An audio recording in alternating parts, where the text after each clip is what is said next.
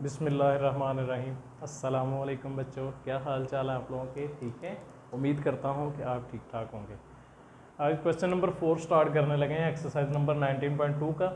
तो इसको स्टार्ट करने से पहले वही मेरा पुराना पैगाम कि मेरे चैनल को लाइक करें, सब्सक्राइब करें और शेयर करें। अगर आप न्यू हैं तो सब्सक्राइब लाजमी करें, ठीक है।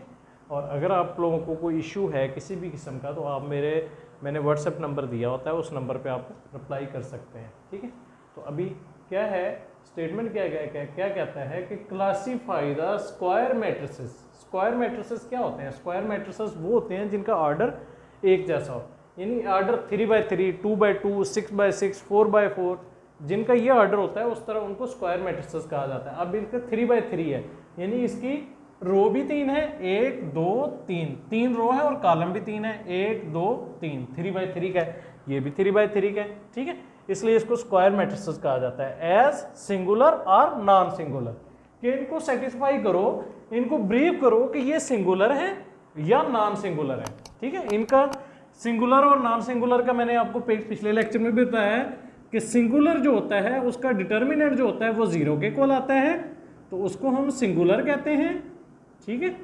और जिसका डिटर्मिनेंट हम मालूम करें और वो 0 के इक्वल ना आए तो उसको हम नॉन सिंगुलर कहते हैं, ठीक है बच्चों। ये है इसकी थोड़ी सी तफसीर। अच्छा, उसके बाद आइए हम इसको सॉल्व करते हैं, देखते हैं कि क्या इनके डिटर्मिनेंट जब हम मालूम करते हैं तो क्या वो डिटर्मिनेंट जो है वो 0 के इक्वल आता है या नहीं आता, ठीक है। तो आइए हम स्टार्ट करते हैं। इसको क्या करेंगे, इसके पहले नंबर पे डिटर्मिनेंट मालूम करने के लिए हम क्या करेंगे, पहला नंबर लेंगे 0 और फिर उसके बाद क्या करते हैं, कि ये जो रो आ रही है, जिस रो के अंदर नंबर आ रहा है उस रो को, और जिस कॉलम के अंदर नंबर आ रहा है उस कॉलम को, इस रो को और इस कॉलम को छोड़ देंगे और बाकी जो नंबर बच जाएंगे वो हम लिख देंगे -2 1 2 -1 -2 1 2 -1,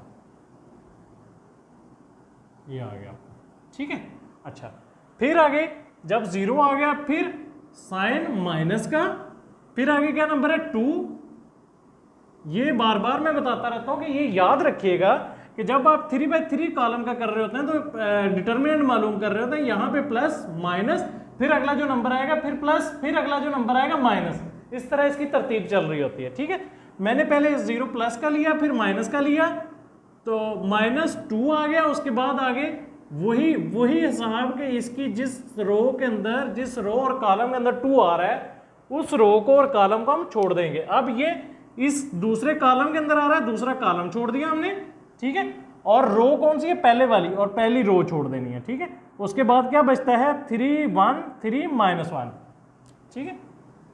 3 1 3 -1, ये आपका आ गया, ठीक है। उसके बाद देखिए प्लस का प्लस माइनस प्लस, और यहां पे क्या आ गया -1, ये वाला, ठीक है, -1। अच्छा, जब हमने इसको लिखा तो फिर आगे क्या करते हैं, वही बात कि जिस कॉलम के अंदर आ रहा है उस कॉलम को छोड़ देंगे, जिस रो के अंदर आ रहा है उस रो को छोड़ देंगे, बाकी क्या बच गया 3 -2 3 2, 3 -2 और 3 2, ये आपका आ गया, ठीक है।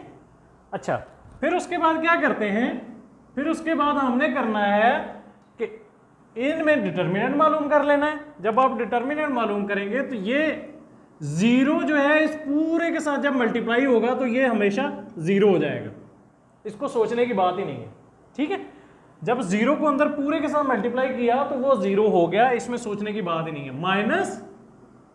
-2, फिर इसको इसके साथ मल्टीप्लाई करवा दिया, -1 को 3 से मल्टीप्लाई करवाया तो क्या आ गया -3 आ गया, माइनस फार्मूले का 3 को 1 से मल्टीप्लाई करवाया तो 3 आ गया, ठीक है।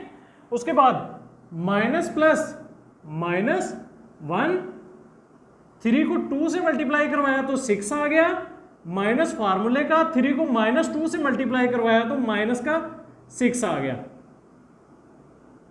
ठीक है, अच्छा फिर क्या है, फिर इक्वल किया, ये तो 0 खत्म हो गया।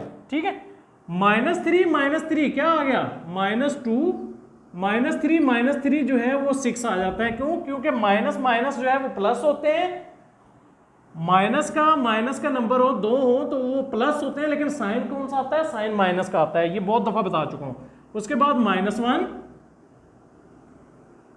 6 माइनस माइनस 6 माइनस प्लस 6, ये आपका आ गया।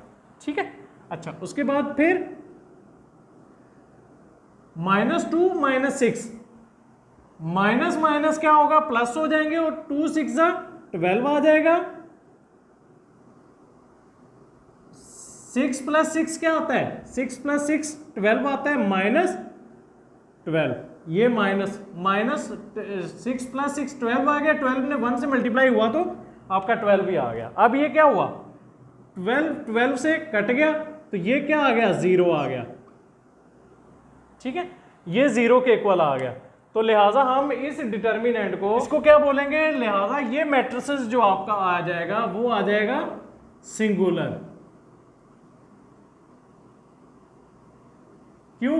क्योंकि इसका डिटर्मिनेंट जो आया वो 0 के इक्वल आया। ठीक हो गया। अच्छा उसके बाद फिर इस पे हमने थोड़ा सा सेटिस्फाई करना है। सेटिस्फाई कैसे, किस तरह करना है, सिर्फ इसमें और इसमें डिफरेंस क्या है, बाकी सारे नंबर सेम है, सिर्फ ये यहां पे एंड वाला -1 है और इसमें 1 है। सिर्फ इसमें क्या होना है कि यहां पे ये जो आपका आया, जब आपने 0 लिया तो आपका -2 1 2 -1 -2 1 2 1 आ जाएगा यहाँ पे। ठीक है, जब इसको करने लगेंगे फिर उसके बाद यहाँ पे 1 आ जाएगा। तो इसको जब आप सिंप्लीफाई करेंगे तो आपका डिटर्मिनेंट जो है वो 0 नहीं आएगा इसमें। ठीक है, तो आइए हम इसको फिर देखते हैं। अभी आपका क्या आ गया, 0 जब आपने लिया यहाँ पे तो उसके बाद जो डिटर्मिनेंट आपका आया 0 इस रो को छोड़ा और इस कॉलम को छोड़ा, बाकी आपका क्या बच गया, -2 1 2 1 -2 1 2 1। ठीक है, उसके बाद -2, फिर क्या आ गया, इस रो को छोड़ा और इस रो को छोड़ा और इस कॉलम को छोड़ा, इस रो को छोड़ा और इस कॉलम को छोड़ा, 3 1 3 1, तो आपका आ गया 3 1 और 3 1, यह आपका आ गया। फिर उसके बाद प्लस -1